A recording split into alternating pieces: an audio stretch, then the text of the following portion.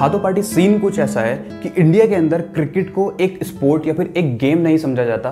Cricket को India के अंदर एक रिलीजन समझा जाता है और आज के टाइम में इंडिया के अंदर जितने भी दिग्गज क्रिकेट प्लेयर्स मौजूद हैं, चाहे वो सचिन तेंदुलकर हो, चाहे वो महेंद्र सिंह धोनी हो, चाहे वो विराट कोहली हो, इन सबको इस रिलीजन का गॉड समझा जाता है। और इंडिया के अंदर क्रिकेट को एक रिलीजन बनाने वाली जो ऑर्गेनाइजेशन है उसका नाम है इंडियन प्रीमियर लीग, जिसको हम आईपीएल के नाम से भी बुलाते हैं। चलते हैं थोड़ा सा पीछे, 2007 में जब आईपीएल का जन्म हुआ था और जन्म होने के बाद आईपीएल के जो टाइटल स्पॉन्सरशिप राइट्स थे वो एक कंपनी जिसका नाम था डीएलएफ उसने परचेज किए थे, वो भी 5 सालों के लिए।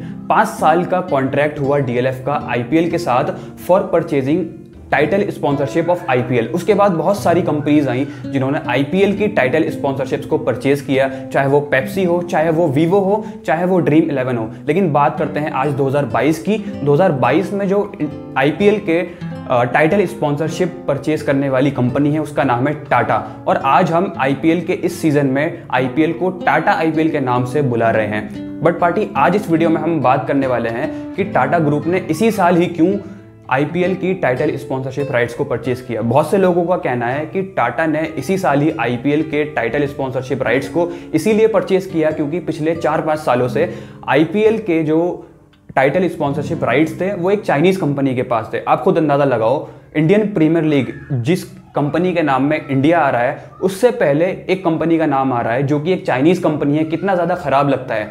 तो 2022 में आया टाटा जिसने ये काम किया। टाटा ने उस टाइटल स्पॉन्सरशिप के राइट्स उस चाइनीज कंपनी से वापस छीन करके एक इंडियन कंपनी का नाम करा है, वो भी 2 सालों के लिए। लेकिन बहुत से लोगों को लगता है कि टाइटल स्पॉन्सरशिप खरीदने के पीछे वाहिद सिर्फ और सिर्फ एक ही रीजन है, लेकिन मुझे लगता है ये सरासर गलत है। हालांकि मैं इस चीज को निगलेक्ट नहीं कर रहा हूं कि टाटा ग्रुप ने बहुत अच्छा काम किया है टाइटल स्पॉन्सरशिप को खरीद करके, लेकिन टाइटल स्पॉन्सरशिप को खरीदने के पीछे टाटा ग्रुप का एक बहुत बड़ा रीजन है, एक बहुत बड़ा बिजनेस रीजन है। तो उसके बारे में हम बात करने वाले हैं। चलते हैं थोड़ा सा पीछे 2021 में, जब टाटा ने अपने सुपर ऐप जिसका नाम है टाटा न्यू ऐप उस पर काम करना शुरू किया और 2021 के एंड तक टाटा सुपर ऐप जिसका नाम था टाटा न्यू ऐप वो कंप्लीट हो चुका था।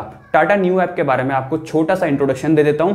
Tata new app is a super app by Tata group where you can find all the products and services offered by Tata on a single platform that is Tata new. इसके अलावा और भी बहुत सारी सर्विसेज हैं, चाहे वो ग्रोसरी मंगाना हो बिग बास्केट से, चाहे 1mg से दवाइयाँ मंगाना हो, चाहे टाटा क्लिक्स से ऑनलाइन ई कॉमर्स शॉपिंग करना हो, चाहे वेबसाइट से कपड़े ऑर्डर करना हो। इसके अलावा भी और बहुत सारी सर्विसेज आपको, छोटे छोटे फीचर्स आपको टाटा न्यू ऐप में देखने को मिलेंगे। लेकिन आज हम टाटा न्यू ऐप के बारे में बात नहीं कर रहे हैं। आज हम बात कर रहे हैं कि टाटा ने क्यों इसी साल आईपीएल के टाइटल स्पॉन्सरशिप को परचेज किया। तो 2021 में टाटा न्यू पूरा कंप्लीट हो चुका था और 2021 के एंड तक टाटा ने अपने एम्प्लॉयज के लिए टाटा न्यू को ओपन टू यूज कर दिया था फॉर टेस्टिंग पर्पसेस। फिर आता है 2022, 10 जनवरी 2022 को टाटा अनाउंस करते हैं, टाटा ग्रुप अनाउंस करते हैं कि वो इस साल की आईपीएल की टाइटल स्पॉन्सरशिप को परचेज करने वाले हैं फॉर 350 करोड़ पर ईयर, और वो भी 2 साल के लिए। तो उस हिसाब से टाटा ने लगभग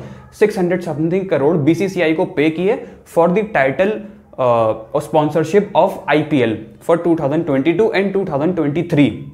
फिर आता है आईपीएल का फर्स्ट मैच। 2022 के आईपीएल का फर्स्ट मैच 26 मार्च को आता है। उसके 12 दिन बाद टाटा 7 अप्रैल 2022 को अपना टाटा न्यू ऐप लॉन्च करते हैं और ये एक बहुत बड़ा हिट होता है क्योंकि इनडायरेक्टली टाटा ने अपने सुपर ऐप की बहुत प्रमोशन और बहुत एडवर्टाइजिंग कर दी थी। लोग बहुत ज़्यादा उत्सुक हो गए थे, बहुत ज़्यादा एक्साइटेड थे कि टाटा न्यू ऐप किस तरीके का होने वाला है, टाटा न्यू ऐप कैसे हम उस पर जाकर के शॉपिंग कर सकते हैं, किस तरीके के हमें वहां पर रिवॉर्ड्स मिलेंगे और किस तरीके का ओवरऑल एक्सपीरियंस हमारा होने वाला है टाटा न्यू ऐप के ऊपर। इसी वजह से टाटा न्यू ऐप एक बहुत बड़ा हिट हुआ। लेकिन चलते हैं थोड़ा सा पीछे, जब 2020 में ड्रीम 11 ने आईपीएल की टाइटल स्पॉन्सरशिप को परचेज किया था, तो आईपीएल की टाइटल स्पॉन्सरशिप को परचेज करने से पहले ड्रीम 11 के लगभग 40 से 50 मिलियन यूजर उनके ऑनलाइन पोर्टल पर थे। लेकिन जब उन्होंने आईपीएल की टाइटल स्पॉन्सरशिप को परचेज किया तो उसके बाद उनकी जो यूजर बेस थी वो बहुत एक्सपोनेंशियली ग्रो हुई और वो ग्रो होकर के लगभग $100 मिलियन भी पार कर चुकी थी। और उनकी जो परसेंटेज में अगर ग्रोथ हम देखें तो 44% से भी ज्यादा उनके ट्रैफिक में ग्रोथ आई। इसके अलावा एक कंपनी है जिसका नाम है एमपीएल, जो कि एक मोबाइल प्रीमियर लीग है, एक ऑनलाइन बैटिंग प्लेटफॉर्म है।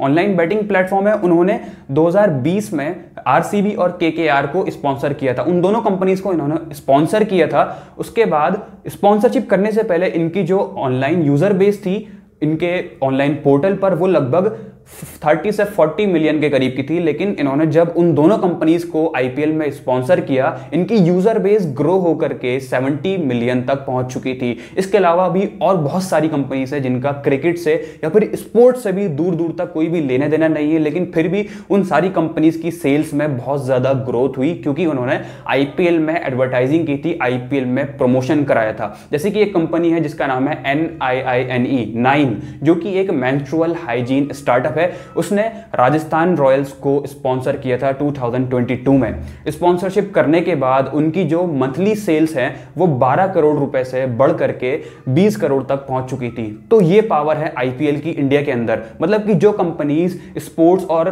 क्रिकेट से लेना देना रखती हैं उनकी तो बहुत ज्यादा ग्रोथ हुई ही, साथ में उन कंपनीज की भी ग्रोथ हुई जिनका स्पोर्ट्स या फिर क्रिकेट से दूर दूर तक कोई भी लेना देना नहीं है।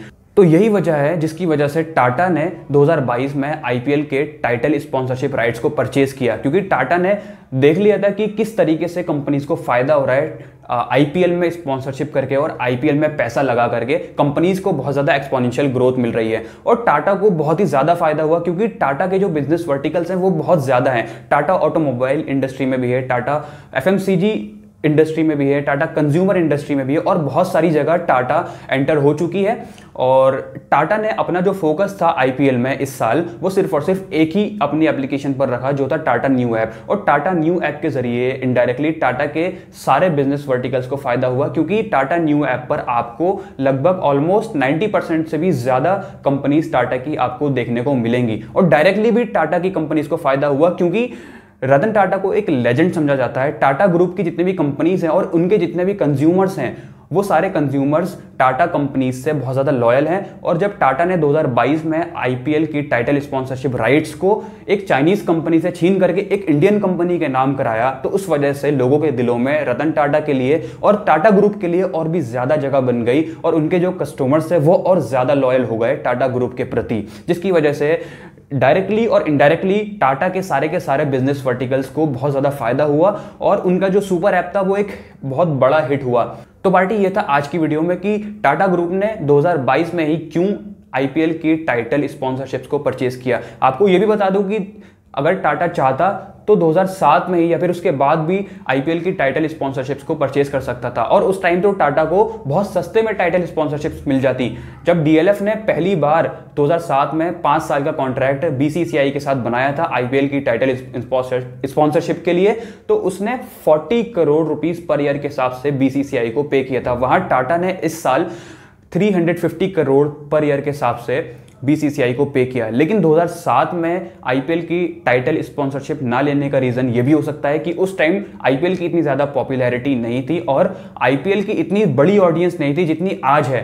इतने ज्यादा क्रेजी फैंस नहीं थे आईपीएल के उस टाइम जितने आज के टाइम में इंडिया में मौजूद हैं। तो पार्टी ये था आज की वीडियो में। अगर आपको इसी तरीके की फैक्चुअल बेस्ड वीडियोस पसंद आती हैं तो आप मेरे चैनल को सब्सक्राइब कर सकते हैं, क्योंकि आने वाले टाइम में मैं इस चैनल पर और भी इसी तरीके की बहुत सारी वीडियोस लाने वाला हूं। तो आप कमेंट बॉक्स में ये भी कमेंट करके बताइएगा कि क्या टाटा 2023 के बाद अपने कॉन्ट्रैक्ट को रिन्यू कराएगा या फिर नहीं। मिलते हैं नेक्स्ट वीडियो में। Thank you.